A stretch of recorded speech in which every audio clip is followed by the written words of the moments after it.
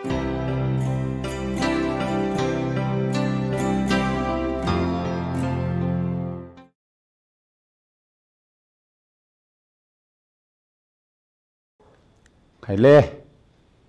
unau tu tak teu hian sun som lai lo kang o tu man lo ning lo ramila unau pa Dr. Rohmingliana Bible tehkhinthu kan soidun na kal zela kan chang zo trep toa a video pathumaron ti sek ami kha azual pui tal han san hi tul in ka hria a ti chuan tu na hian subject pani khatte kan han ti le zokanga hemi zo hian voi khat karon sun zom lenga ti chuan kan du tok thei tura kai ngai ani anuam hle mai pathian thu zir ho hi nuam ani tun tu mai hian a soi fo thin Ransa ten tharau nei velo mihring in tharau kan nei tia a soi thin hi Bible nen a in milem ti kan endona ama sain ama thu soi atangin in ngai thatan le lok tengo azuk thok lu kha ni ya chu azuk thok lu chuan na face sap tonga sol kirik tonga sokhe anti hi siama chu zok chau chu in soi chi na thin hei a boral wang zopan kan nun nei thi mai ni ti riang che ti hi ruwa ani lova na face khani hei hi chu ran nung po in an nei kanin ang vek ran nung nei ve mia lo kan nei chu ruwa pathian tho hi ni ya kha soidan thin chu ania ran nung nei ve mia lo kan nei chu pathian tho ruwak kan nei hi ni ati thina Ransa te hian tharawan nei ve lo ati thina ni amaru su Bible atanga kan en chuan he zirtirna hi diklo ani ti kan re the ni zakob bong ni chang som ni paruka tharau tel lovin taksa chu thi ni ti kan muwa mihring min tinung tu hi Genesis bung ni chang sari kan siar chuan lalpa pathianin levai butin mihring ruang am adin thu kan muwa ruang am taksa engkim fuke amil lebeng a chhuak tur a pumpui tur a ril tur zawng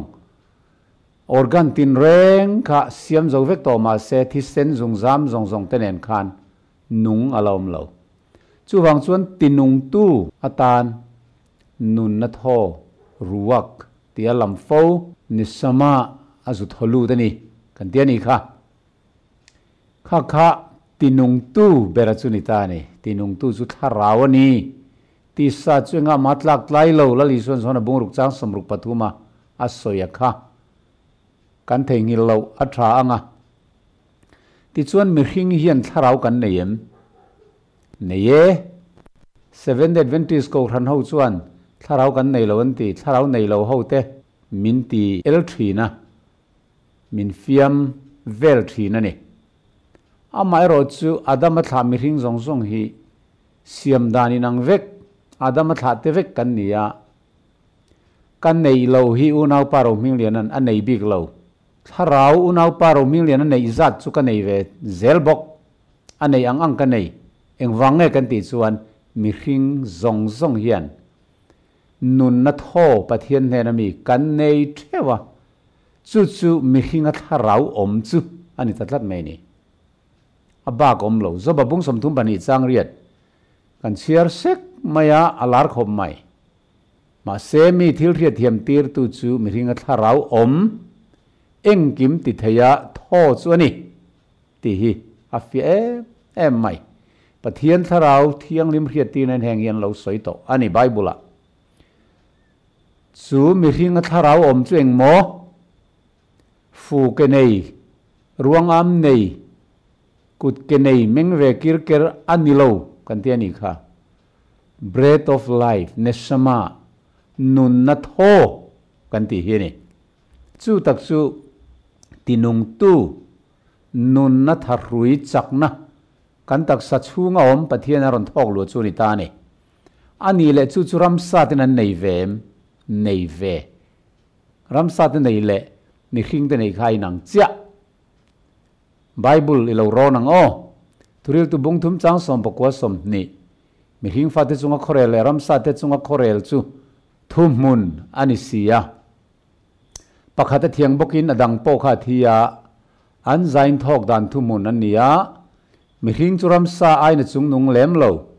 thil zong eng ma lo mai alo ni si an zain mun khata an kal feka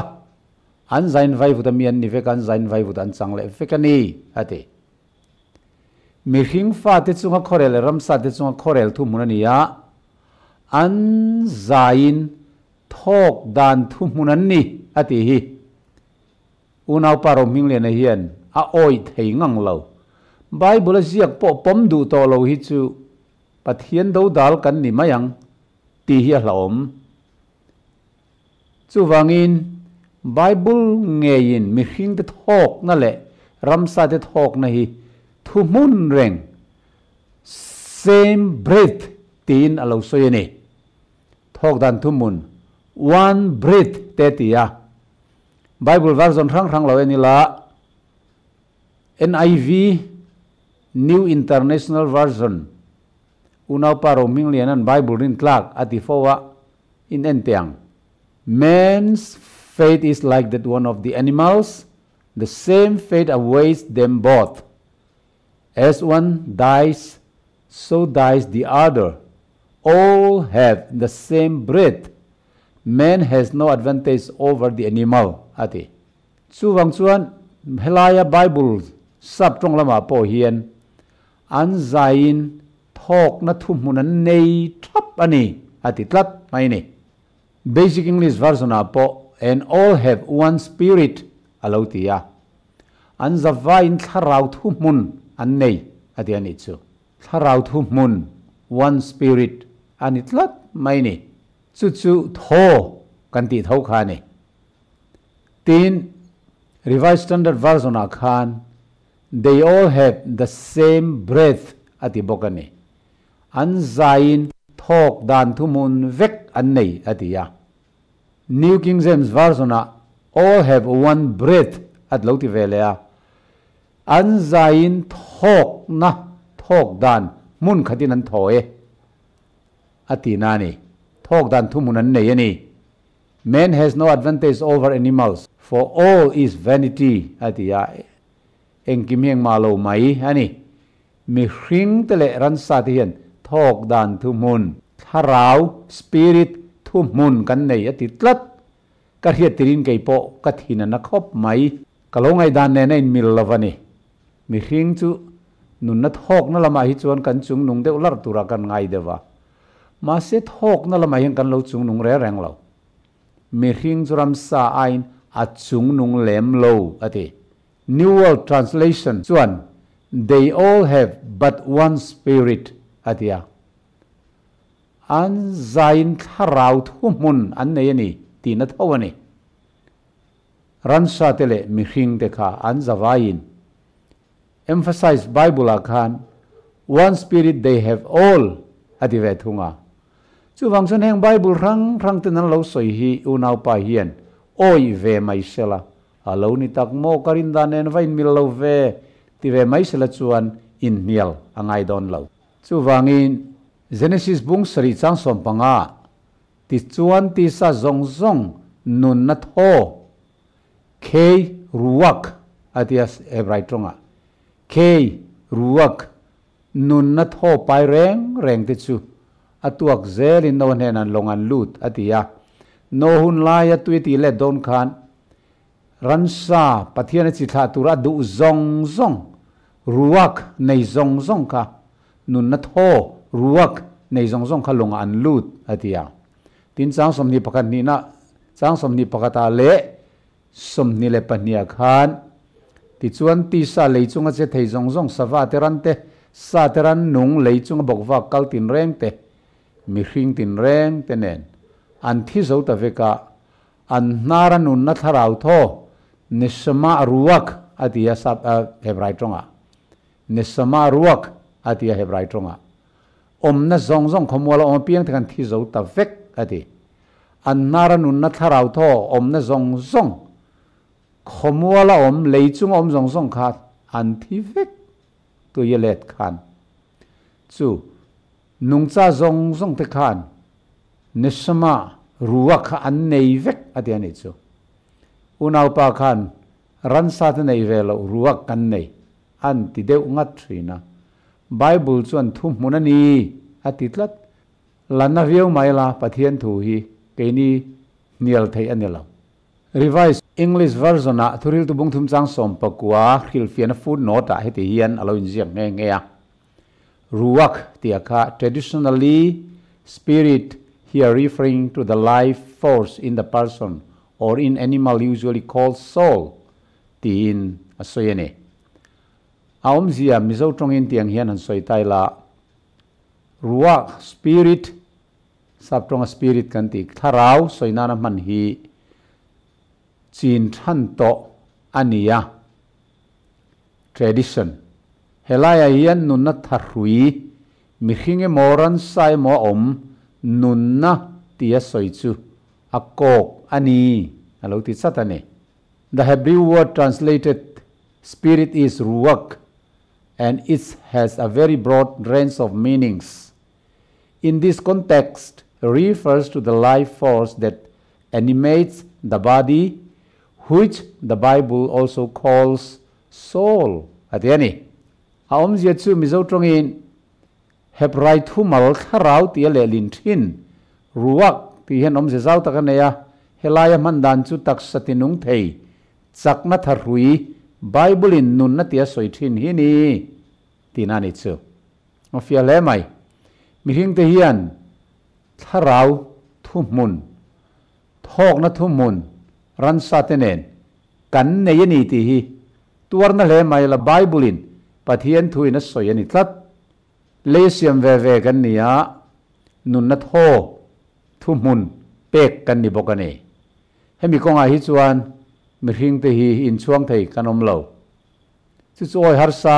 kan ti ni mai thei ma se diklat chu wang chuan kha nunna tho kha spirit tia ko ani tharau ti te pon ko ania tho ti te pon ko aniang ko pol mai ani mi gan lo thi hian kan nunna chu apetu pathian hena kirle thulirtu mungsom pani sang sari kan soi all lo mai heng te po New Revised Standard Version and the dust returns to the earth as it was and the breath returns to God who gave it and titsat maya mihring chu mangin leya achang leya han lo thi ve le khan vai vu troi le mai turan nia nunna thoi ro kha chu apetu pathian hena kir le ani atia kha nunna tho kha bong an talpo hian apetu pathian hena akir le a kel an talpo in vok an talpo in ar an talpo in kha nunna tho breath of life ruak tia kha apetu pathian hena akir le vek ani mihring te nunna tho chau akir lawa ransa te nunna tho po akir veka mitha te nunna chau pathian hena akir ne lawa misual te nunna po pathian lak sak ve thowani ti kha Bible min zirtir dan ani hei version dang khrang apo kan mua New American Bible ti apo and the life bread returns to God who gave it ti thawania New English Translation te le LEB ate po chu tiang vek thawani athena tharau chu petu pathian ne na kirle ati lain nunna tho chu petu pathian ne na kirle ati mai ani chu vai mihring te tharau kol le nunna tho kan kol le ramsa te nunna tho kha a in ang chu ti ni chuan ransa te pon tharau an nei nunna tho an nei lo se an nung mia lawang ransa te an nunga sai te pon nunga sakeite bong te kel te an nunga hei hi angin nge tinung kan ti chuan tinung tu chu tharau ani ti kha ruak spirit chuani ati kha an thi khan kha ruak pathian ne na kir le ta kha bong nun na tho kha bong angi na kir lawa pian phung nei na kir lawa anun na tho kha petu pathianin atinung tu ruak tharau kha alak sakti na mai ni misual nun na tho po misualang ruang am nei na kir ani lawa mithanun na tho po mithanun na mihring ang ruang amin pathian ne na han kir ani lawa tho ani na ang chia khan nunna ani ang chia khan akir mai ani chu Bible min zirtir dan ania soi koilu itlat kan tum hian pathian kan lo nial alo ni chu akal phung dik tak chu ani zo ka ni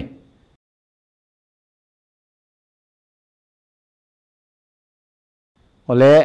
unau patrong ilongai thaleng o ran nung nun na hi khoyami nge kan ti chuan chiang takin Genesis sibung khat chang somni pakhata khan han cherila afia leya chang somni tangin ten pathian nin tuite chuan thil siam che thei nun na nei tam tak chhuak teuh sela sawa te po van bo rok zaw zol duaya leichunga hen thok ro se ti chuan pathian in tui fin ria salian pui te chu siama thil nung che thei tin reng tuin a chhuak teuh te chu an ma ni chi om dan turang thewin a siam bok atia ran nun na chu tuin tui manga pathian a siam ni tlat thok khum an ni ve lo le kha asoidan chu nia ransa te ramsa te nun na hi chu tui manga siam ania pathian ya thok khum an ni ve lo nun na thok pek an ni ve lo ve tui mangin ani an nun na hi siam ni tin angai ani kha angai dan ani fo mai amai ro chu Bible chu anin tiang hian alo soi lo en tiang Genesis bung kha chang som nia tin pathian in tuite chuan thil siam che thei nun na tam tak chhuak teuh sela sawa te po van bo ruak zaw zol duaya leichunga chuan thlok ro se atia atimaya tuin nun na siam thu reng aziak lovani tui hian nun na siam thei lo nun na nei te chom tu tan atang kai thung ti chuan CL translation khan en le tai la tuya nung cha om no sela van kum kul noi leichunga sawa thlok sup bok ro se atia chu tiang chu ni tamaya atiani chiang khop mai tuin ransa te nun na asiam ti hi Bible a om lo unau pa tran chan hi ader dep khop mai mihring in tharau thi theilo kan nei tia hanin soi chung nun tum lutuk wanga hetiang anga Bible kai lek hi atrul lo khop ani Bible soyang hi soi ve mai tur petera bung li chang som pakata tu point thu soi chuan pathian thu tiang in soi ro se atiani kha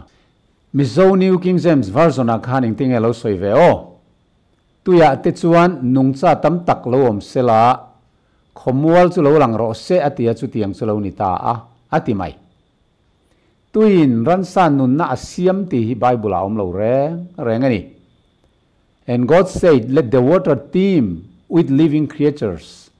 and let birds fly above the earth across the expanse of the sky ati maya tuin ransa te nun na tuin a siam emo Bible a om lo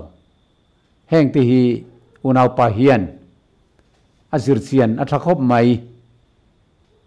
ama sabera tui the chuan thil siam che thei nun na tam tak chhuak teuh sela sawa te po van bo ruak zaw tak zol duai chuan chhok ro se ti an chiar khan tui mangin ransa nun na asiam nia abel tamai ani khatiang anga kan bel don ani chuan chang somni pali na yan tiang o tin pathianin leichuan thil nung an ma ni chom dan turang thewin rante ran nungte ramsa te an ma ni chom dan tur ang thewin chuaro se atia ti chuan chu tiang chu lo ni ta a ti thu kan mo ni chu ti ni chon heng ramsa te ran nungte hi an nun na chu leina siam kan ti sel don emiang tuye cheng ho te tuin chuaro se ti kha nun na nei kha tuin chuaro se a han tia khatia tia wang khan tuin an nun na siam ran sa te nun na chu tuye siam ani thok na pe ve lo a thok khum ve lo tiang kan ngai don ani chuan helai chang som hi palina hian lei chuan thil nung an ma ni chom dan tur tin reng kha ran nung te ram sa te an ma ni chom dan turang thewin chuaro se atia wang hian khang lei chung ram sa te kha an nun na kha leina siam kan ti zel don emi kha kan ti zel nga yang khatianga kan ngai don ni chuan a diklo tuye cheng zawngte po pathian in nunna tho a pe a khomwala cheng nungcha zawng le van boruwa ka savat hok te po nunna tho a pe vek ani ti kha kan khe thiam mai turani a tho khum ti ziak om leine ti zawngin ani hian tran a kho thina a thulak dan hi anau pang che thulak viawa Bible scholar hanne tur chuan achim niam deuh lek in ka ria tong huat thala ni lo selangin pathian thu zir zau tur chuan aziak chia ina soite le aziak ka tel chia lo aziak tluka fia si hi tam tak a omani ti hi tharau thiang lim pol na tang hian kan thetiam thei ani kan sole soinu adama chuan nu puya pola abela hring le a abela chu ram veng tu ni kan ti hian aziak sentence khala in zom vek ma se in pol zan zana abela kha piang ani lova a pian zan zana beram veng hal po ni lova a in pol khan thakwa chu a hrin na turin amamo ti achiang sang hala thakwa pai ti ziak om leinem ti kherangai lo ziak lo po chiang sa omani chu tiang zelin abela chu beram veng tu oma ti khan a pian zana beram veng ti na ni lo beram veng thei tura a than len hun kha kumeng mo zat angai don ti kha ziak kherlo ma se ziak ang tluka chiang ani chu tiang ang chu Bible kan zir hian tharau thiang lim pol na nen kan chhial tharian na phim tak nen hriat thiam thei a omani pathian in leihian nung chatin reng an mani chiom dan tur ang zelin chua sela rante bokwa ka kalchi te le ramsa te chu an mani chiom dan tur ang zelin chua se atia chu tiang chuan alo om ta siela khan leian thil nung tin reng rante ramsa te lewak chi te lo om no ro se atia chu tin i chuan lei hi chung ho ran sa te nun na siam na na mange kan ti zel don ani chuan a thla khopang lei chuan chuaro se ati wangot khan kha bung khatna athu soi khania fia zokin bung nina lalpa pathian in lein chungleng savatin reng le ramsa te chu asiamani ti aron soi fia le a Genesis bung ni chang som pakwa khan chu wangchon pathian tu hi mun khata fia lo kha mun nanga fia le siam ve theuh anni ti khachiang takin aron soyani ti chuan unau pa hian nun na tho pe ti ziak om leinem a tho khum ti po ziak velo ti awang ringotin ramsa te hian nun na thon nei velo ruak khan nei velo ti hi tran funga man na tuma ma se Bible chang tam takani china kan share to a ramsa te hian ruak khan lo nei ve tlat sia mihring in ruak anei dana kha pathian yan nara nu na thok lu wanga nei an ni chu ti ni chuan ramsa zawng te pon nun na ruak an lo nei ve ni chuan pathian in nara nu na tholut ve ni yang ti chu soi ngai lova chiang sat lukani ti hi kan pom thiam turani tuin nun na asiam anilova leimangin nun na asiam anilova tui mangin ransa te nun na asiam heklo amai ro chu tuye cheng tur zawng kha tui chuan nun na nei zawng kha chhuak tir sela an mani chiom dan turang ati mai ni an nun na tak kha chu pathianin ama nun na tho apek an ngaitlat nun na hi tuya a om lova enga ma hian nun na om lo pathian chau hi nun na nei tu ani chu wang chuan pathianin athil siam te na nun na ape ni ti hi tir ko de bung som le pasari chang som ni pangai lo chher te thian khovel le chung athil zong siam tu chu le van la ni wangin kuta sak ina te om lova thil ta chamangin mihring kuta rong bol sakin om hek lo ama ngei chu engkim ne na nun na te thok na te le thil zong te petu ani zoke alo ti chat mai ama pathian nge khani thok na petu zok chu thok na cheng mo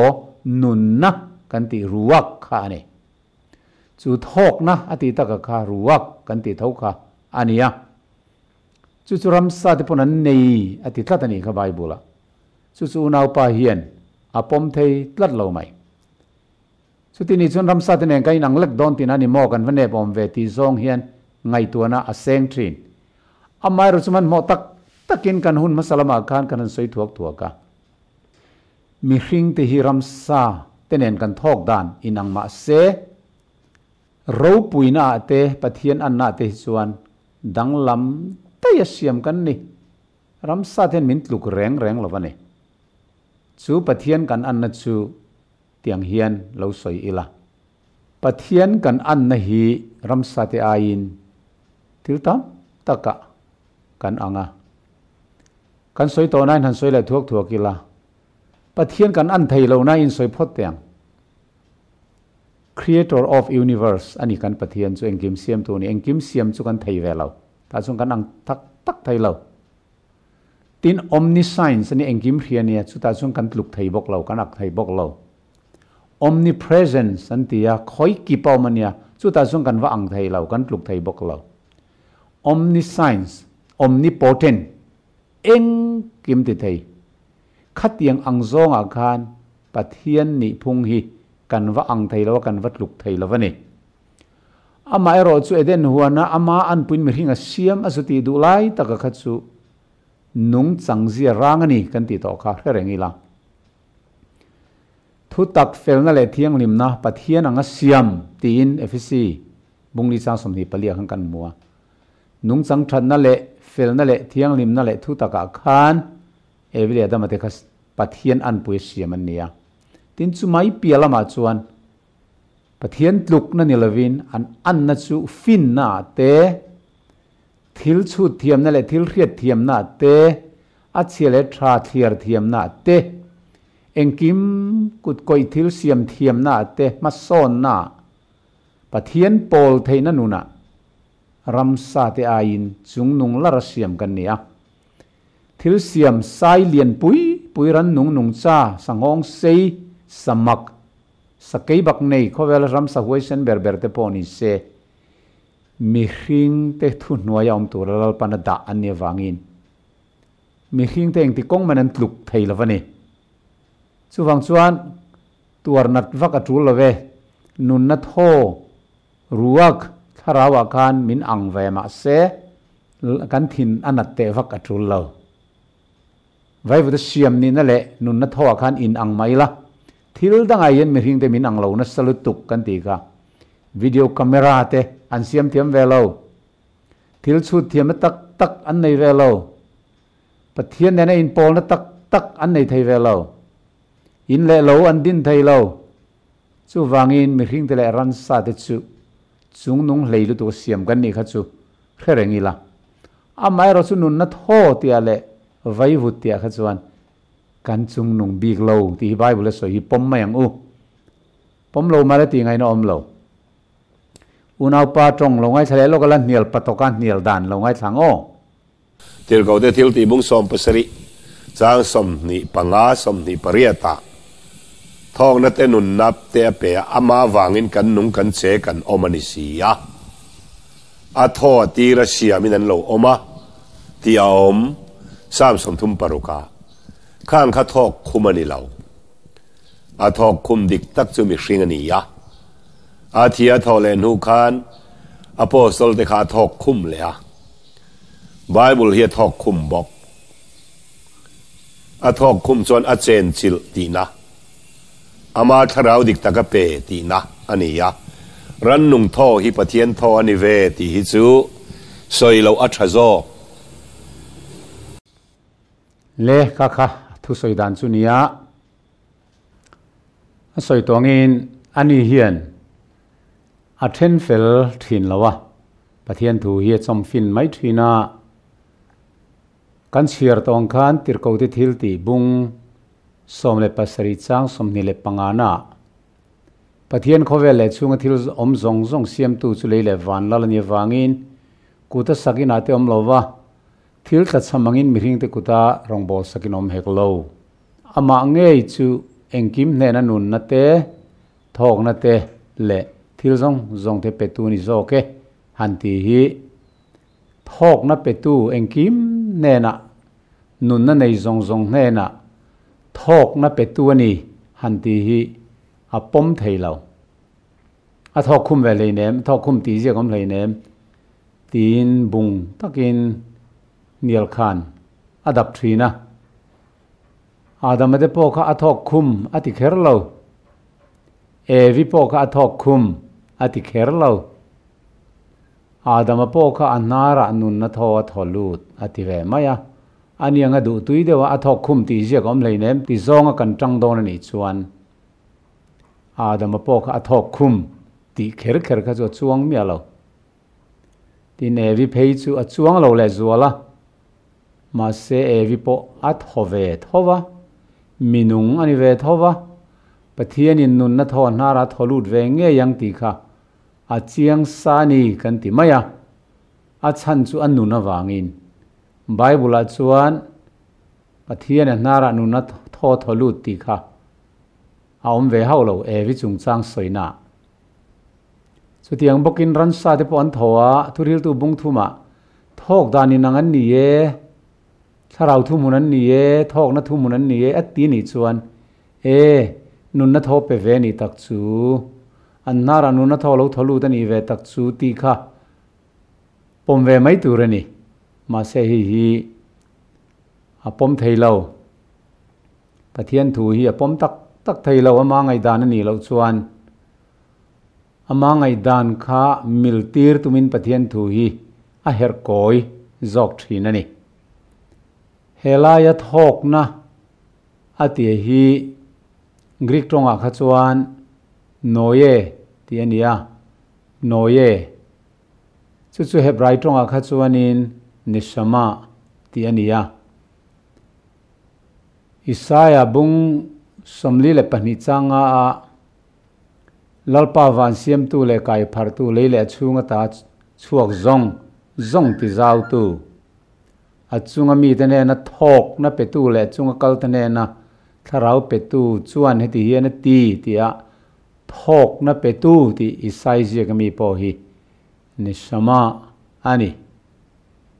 unau pa khan zirtir te kha thok khuma bible thok khum le a ransa te thok khum lo ti zawng in angai dai maya heta zirtir te a thok khum ati a khachu Greek tonga chuanin emphusawo ani le dai maya tin chung thu chu soizon en chunga a thowa tin Greek tonga emphusawo kha manga an hena tharau thiang lim nei ro atia kha khachu tharau thiang lim nei tura adu sakna le mal som na ahlan na thu soina lam ania bible thok khum ati dana khachu timothy bung thuma pathian le kha thui pathian thok khuma pe ka ni ati kha khata thok khum khachu inspire ani le dai neshama emo neo emo kha ani haulo chu wang chuan unau pa hian heng hi a soifin thina thok na ati khachu noe kan te ni kha helaya bible thok khum khachu inspire ani daya hetian nun na tho zu pe angkha ani velo ti hi lo rethiam se kadua neshama emo ruwa emo nen khan ai nanglo numa ti nen khan ai nanglo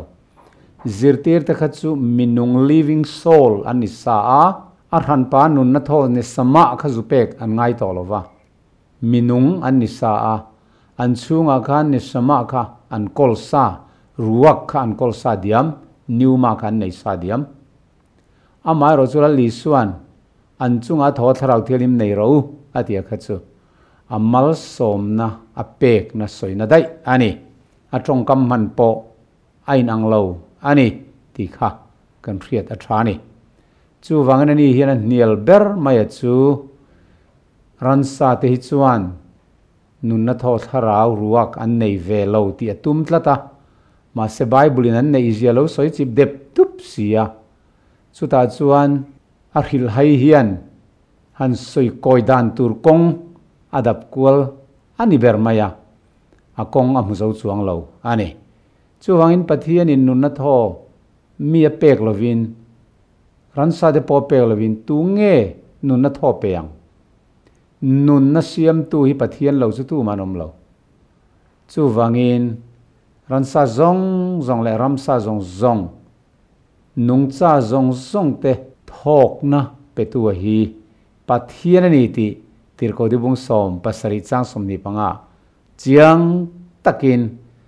halloween ziak kiau mai amati danin hei hi oilo ngam chi ne lawa ape ani chun na tho pe ni chun an nara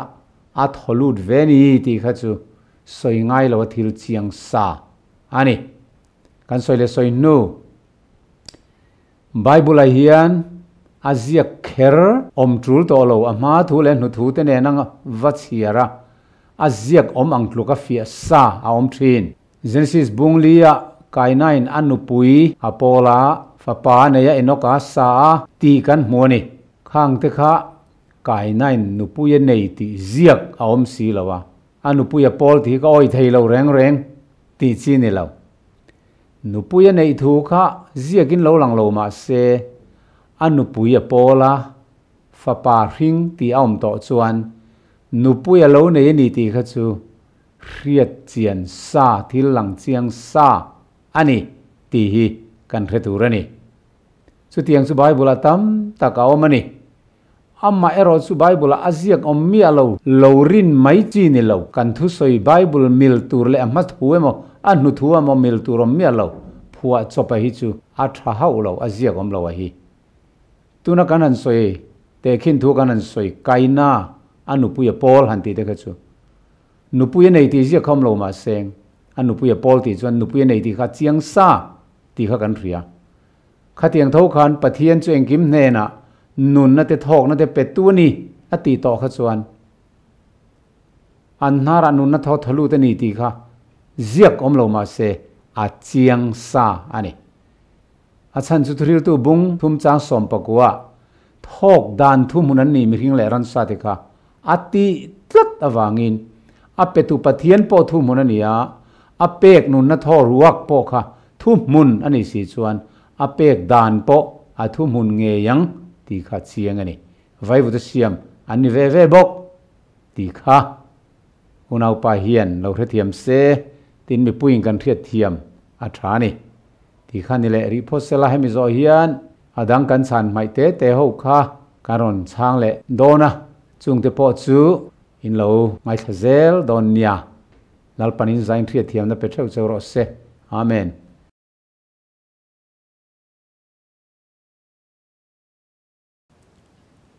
le thil thiat thiam lo pakhat mihring thar ti awmzia hi unau pa hian a hre thiam thei tlal lo maya mihring tharau thi thei lo mihring chung om hi ni hian a ngaithlata ama thu soi toy te lo ngaithla photila Kolosa bung thum chang soma mihring thar chuan thuamin in to sia chu mihring thar chu siam tu an puyanga siam thar me kina omani chu ta chuan giri ka omal lova juda lova sakuthia lova meichia le mi pa lo mihring thar tharau chu piang thar piang in kan neya chu kan in thuam na turin soya hei hi pian mang fel tak nei ani ti hi han oi lo tan hi chuan a pam mai khop maya kha mihring thar asoi dan chu ni thina tirko pola na mihring thar asoi le unau pa Rohmingliana na mihring thar ti hi ain angai lawa Kolosa bung thum chang som pakhat tirko pola thu soi hi longai tham saila mihring thar chuan in thuam to sia chu mihring thar chu riat fam kim na nei turin a siam tu an puyanga siam tharin megani chumia chuan Greek mi le Juda mi sertan le tan lo ozemi te sikuthia mi te boy lo te po aom thei lo Krista chu engkim nizokin engkima bokani ti thu kan chiarani heta tirko polana mihring thar chuan in thuam to sia atia hi tharau thiang lima pian tharna kan zu channa Isu Krista nung chang an pui asiam thar kan ni na tur chung chang ani zoka unau pai na pian mang fel tak nei ti ang thuk le dai mai thi nan ko ti le dai mai thi nei hi apoi ma ani na asoya hi chu mihring siam ani ma dai to pathian ruala om chul khat kwal mihring tharau thi theilo sual na khoi phak lo an ti tlat mai thi na kha mihring thara abel dai zela asoyang khalo dik ni sela kha pathian an puya ni to sa renga pathian an puya thang lian turin enge mamo nei athu soi hian awmzia nei thin lova chu wangin tirko polana mihring thar chuan in thuam to si atia hi chu tharau thiang hlim pol na atanga isu Kristan nung chang nei tur siam thar mi piang thar asoina ania mihring nisareng to unau Rohmingliana na tharau thi theilawati Kolosa.a reng to mihring te ne na pian thar na azu soi hi ni zo pian mang fel tak nei kut ke nei ati thinaka ani haulo mihring thar ati Bible a hian mihring nisareng minung nisareng to te tu te po pathian tharawa piang thar nun hlui sual sima isua nung chang an na nei a piang te kha thu tak fel na le thiang lim na pathian anga siam khan in thuam ro atia kha mi soina dai kha ania ani zirtirna ang chuan mihring tharau chu pathian omruala om isu anen chul khat kwal pian mang fel tak nei thi theilo sual khoi phalo ati khani thin khatiang ani kha chuan ani zirtirna ang hi chuan mihring zawng hian tharau pumro nei kut le ke mit le beng nei kan chunga kan nei vek ni na ngai sa chu thi theilo mel thazet mai kan suana pona khoi phak lo niang na zirtirna pathian an pui chu tiang ani chuan chu tharau chu tlan angai lawa chanda mangai lawa siam thar po ngai velo ti na nia anung tlon sa reng ni tin siam thar amamo velo sual na nei lo le thi theilo na kha engange siam thar angai veang chu pom le ngam tak thin si lawa chu wangin heta pian tharna polana soye hi chu keima ni tuna living soul mihring adamatha sual sa lo piang amai ro chu isu Krista rin na wanga tharau thiang lima siam thar lo ni ta te hi voile khata kan nung chang alafam kim chi alo kan lo pian thar ve le hian ma se ni tin ka thi thin polan tiang khan he kan mihring lui ni tin kan thi sana isu Krista mihring thar nung chang atia kha pathian ana nung chang khan ni tin kan lo thang lian deuh ani he kan taksa mu thei troi thei soina hi ni lo he taksa troi thei nei reng si te kan chung ri lampang nung chang pathian anna soina khani chu tharau thi thei lo soina po ni lo hei hi a thiam tlat lo chu wangin he mihring thar ati hi khiat fam kim na nei turin asiam tu an puyanga siam thar kan lo ni kan ti sa chak na thin lung sual in ngai chak na te ruk chak tlat na te mi huat na te mi i sik na te el rel na te duam na le masial na thin lung hi tharau thiang lim chuan minon siam thara huat na khamangai ne na lo thaka i sik na te huat na thin lung le el rel na duam na zong kha in ngai tlom na te le nun thar Krista mai na nung chang tharau lam mi ni na khan aron thak ta chu ni tin kan than len pui tur a chu ni ta ni chu zo ka chu ni mihring thar azuti hi tharau thi theilo kut ke nei mengkir ker thileng kim khe thei mel thazet ati fo kha khami soina khani la khanen khan in lai chin na om lo ra khatiang lo ni tai la enge siam thar kan ma mong chu mana thu le pathian thu hi a in kal luan thak ani ringot mai Bible zirtirna le unau Rohmingliana zirtirna hi a in kal luan thak chu wang chuan a zirtirna hi Bible a hian a om ve lo hrim hrim angai dananga ngai hi khovel a hian an tampon karing lo ama le a zui tu te tlem hi ni mai khovel danga he tiang hin om karing lo bar marama zirtirna lo ngai sang tu te le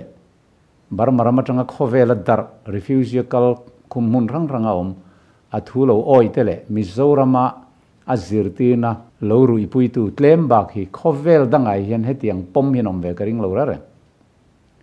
chu wangin mihring thar hi keima ni thau soi na hi ni mihring lui kan thi san na Krista an nung changa kan lo than len na soi na thau hi ni mihring tharau thi thei lo khoi thei lo mel thadeu kut ke nei beng nei ati kha ani reng reng lo ani soyang kha chu siam thar ngai ni ve lo chu chu poye mem he tiang thiam lo lutuk maya ngai dan alo nei thi na hi apoye mani chu wangin keima ni mihring lui sual ne na lo piang to hi Isu Kristarin na wanga mihring thar lo ni thei kan ni ta kati thin te kati rem to lo kati ngai lo te kati athul ta zok mana zu in thin khan Krista mangai na ka lo mo hian zu ka lo indu ta lo wa mana mi pat mai chien na lim thin akhan tuna Isu Krista keima nun thar mihring thar kan lo nei tak no hi chuan chet sual te kan lo hlau ta mi pat mai chien na tluk sual te kan lo hlau ta mana mani masial thin lung mihring lui nunaka Kristan min lo khen be sakchina chuan midang te tan kan nun kan lo hlan ve ta zok mani ham thana tu le mani in le lo nei tur zawng le din turin sum le pai min mani tan kan nung thei ta lawa in le lo po pension nu thenga nei ve thei to lo khopin min nuaya in beng be mai tur hian he le hi kan khual jin na ram mai ni ti hria in midang tan kan hun zong kan lo hlan thei ta chu kan mihring thar zia chu alo ni ta ni hei kan ta ni lo kan nu le patamin khin na khana tel lo midang tan nun pek ngam na hi kan nu le patamin khin kan taksa le kan ril ruwa khan a om lo reng tu nai ro chuan keima takha kani to lo keima I suanung to zok tu na kanung hirin na nung kani pola na tiang khan keima ni chung mihring thar chu tharau thiang lim na tho Isu Krista ananung chang min da sak thin lung thar kan nei na hi alo ni zok ti kan soi fia sak le ramani ngaithlatu zawngte ponin lo hlok pui ka bei se ni hemi zo hian adang a hriat thiam lo kan la chan kim lo kha video danga karon chang lenga ti chuan kan top thei to tura kanin ngai ani in zawa in ngaithlatu zawngte le ka unau pa Dr. Rohmingliana po he ka thu soi lo en reng lai hian pathianin tirko pola angkhan ithin lungte siam thar ngei se ti hi ka tong trai na nia itan hian ni tin ti tai la dot ka soi palang ti chu ka hlau dewa ni tin ti lo trum ka lo nei pal am chuan pathian min ngai dam sela itan nian thu taki mu theina tur le tirko polanga mi tangkai i lo ni chhozel theina tur hian ka tong trai charani ti hi i lo hriat ka duwa ngaithlatu te ponin lo hriat ka duwa unau pa Rohmingliana tan hian ka thei pato pin anupui fanau tan le nungzui tu te tan ka tong trai char rengani ti hi karon soilang ve hrim bok ani lalpanin zain mal som chero se amen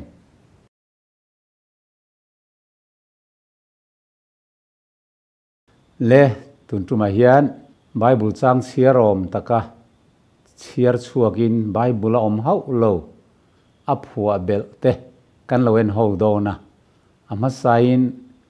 Bible chiar lai ilongai thang thâu tu ra tel lo ti in min khila ti chuan ti chiang tu tak mai chu a fia thei nan chuan kan thin pathian hne na kan thara wa kal nge kal lo Korinth khat bung som panga chang som ni pathum nima sela mitin ma ni in an ma ni hun theuh zela aniang Krista chu thawma khuai tu ania chumi nuwa local le huna thawle tur te chu Krista mi te chon niang kan thi hian kan tharau ama ni hun theuh zela pathian hnen akal zela a local le huna aron khuai tur te chu an ni khatiang khan Bible cheer chhuak thap niom takin an ena an chiara atira tlar khat emolek kha Bible thudik an chiara adang zawng kha adu dan aphua bel ani khatiang kha ahlaume mem kha kha chin dan ani poye mema setara po khan la lisua ni somli le jan somli abei khanin pathian thu bung le chang then khatin ziak Bible mi kharon mangin aphua chop tenen khanan zom zai mai thina heta tang hian tla tharo I chung thua zonga vantir ko ten thun penga an kutin an do mang chia chu te lo chuan I kein lungi chui lo da nge ti ziak ani kha an tia khalai chin kha chu Bible kha nom ve ni amai ro chu heta tang hian tla tharo han tiang chi te kha setana khan a bel cha zau mai zelani ma selali so chuan lalpai pathian fia su ti ziak ani ve boketin a chang thanal nal ani kha kha setana chin dan ani hei u nau pa hin ron ching chun zom ve zela tu nei lo ngai thanon lenga tang o a Bible ziak dan dik tak karon tar chuak anga chumerual chuna mana ron soi bok anga chiar dan ang chein a video khan ron chiar lenga ama chiari a ori in lo ngai thak rual khan a Bible dik tak karon tar lan hi in lo entel bok don nia ilo en howang o Korinth khat bung som panga chang som ni pathum nima sela mitin ma ni in an ma ni hun theuh zela aniang Krista chu thawma khuai tu ania chumi nuwa local le huna thawle tur te chu Krista mi te chon niang kan thi hian kan tharau ama ni hun theuh zela pathian hnen akal zela a local le huna aron khuai tur te chu an ni kha athu chiar du dan ania Bible chiarom deuh mainan chiar zom zara amai ro chu atira mani hun theuh zela Krista chu thawma ruai tu ania chu minwa thawhlehna ti chin zawng ka Bible mi ron chiara abak zawng kha chu amma du danangin an zom khom top mai ni Korinth khat bung som panga chang som ni pathum nima sela mitin ma ni in an ma ni hun theuh zela aniang Krista chu thawma khuai tu ania chumi nuwa local le huna thawle tur te chu Krista mi te chon niang kan thi hian kan tharau ama ni hun theuh zela pathian hnen akal zela a local le huna aron khuai tur te chu an ni kha kan thi hian mani hun theuh zela kan tharau chu Krista hnen akal zela a local le huna aron khuai tur te chu an ni an ti teng te kha Bible ang thapin an share mi ten Bible mon lo ti thei nan kha Bible om mi alawa amana phua chop ania a hlau me ma cho tur phul a hlau mangin a hlau mani Bible nen khan soi pol ringon maya khatiang ziak kha Bible a hian pakhat te ma om lo ni lo en veru chu nau pa chin dan hi ania a Bible mi ang chia kan chiarang ni masalamani hun theuh zela Krista chu thawma ruai tu nia chumin nuwa local le na chuang Krista ta te chu chumin nuwa chuna top chu lo la thengang chumin nuwa chun ro rel na zawngte le thunei na le thil ti theina zawngte ti bo nuwa pathian ne na pa nen nge ya chuan ram chu ape ang ti mai hiani kan thi ni hian kan tharau wana kal ngal zela Isu Krishna ron ruai thak tur te chu ani ti abel cha kha Bible hen tlar khan ma zom lo ma le engtin nge kha Bible chang ne na chiar zom zai ngam kha arab thak mani hei hi Bible lo en vesi se to lo chuan Bible a chiar mon ti tlat zel sia a hlom ani chu wang chuan mithi thawhlehna chung chang hi ama du dana rilfiatum tlata Bible ne na in mil to si lova Bible kha ama du dan bel chain a chiar chop tawak mai thina ni hei setan thilti dan dik tak ani arab thakho mai hetiang ang mani ngai dana pathian thu kai lek tum tlat mai hi a hlaom em mani ti hi unau te u i riang u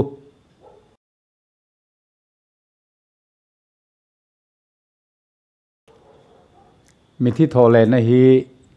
soibo atum tlata Bible a inziak chiang sia soibo dan a hre thei lova thei top chuin ain ham buai ani bera thawhlehna thu rilfia tum dan a hian a buai em chu churon soifia sak kan tum don ani a Bible ngei keu hian Korinth khat bung som panga sang som thum panga tangin kan chiar nge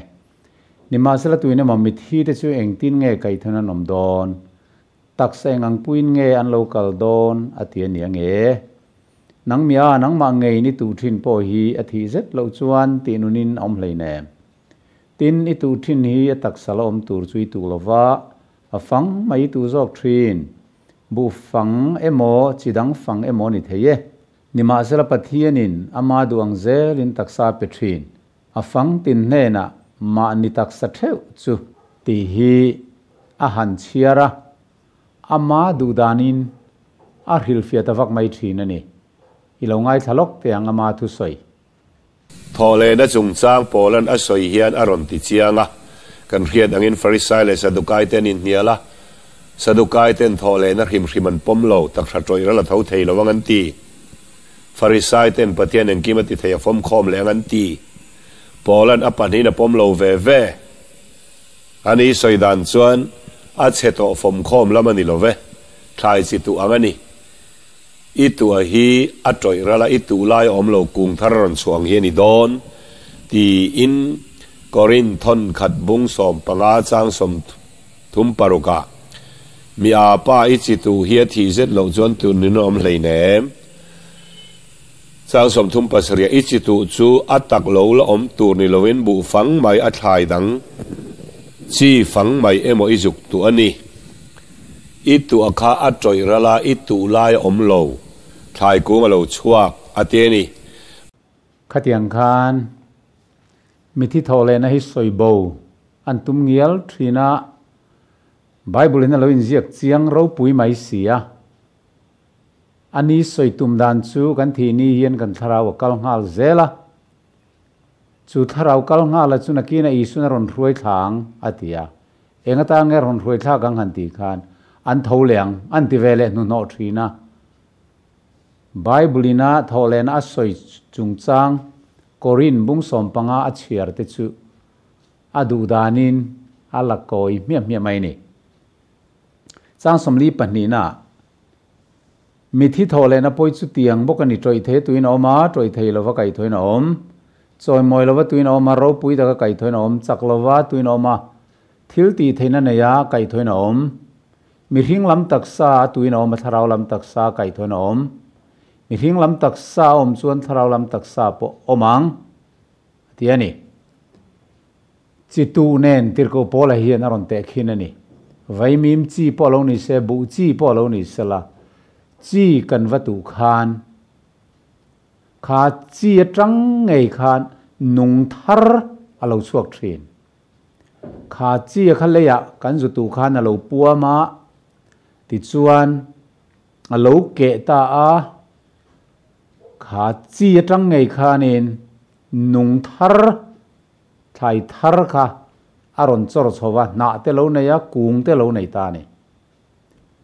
chu tiang bok chu ni e mithi thawhlehna hi atita a troi thei hian min phuma troi thei lovin min kai tho don ti hi angai thei lo unau pa hian khi ta tangin troi thei lo dang in aron thak don ni hian angai tlat ma se tir ko pol chuan troi thei tuin na oma troi thei lova kai thoin a oma ni ti thu min thila choi moi lova tua oma kha kan taksa phu ma hi chi tu nen ate khina chi kan tu hian a chi atang ngeya lo trâu tur be se tu kan ni a chi atang ni lovin thil dang tai lo om tur kan be sei lo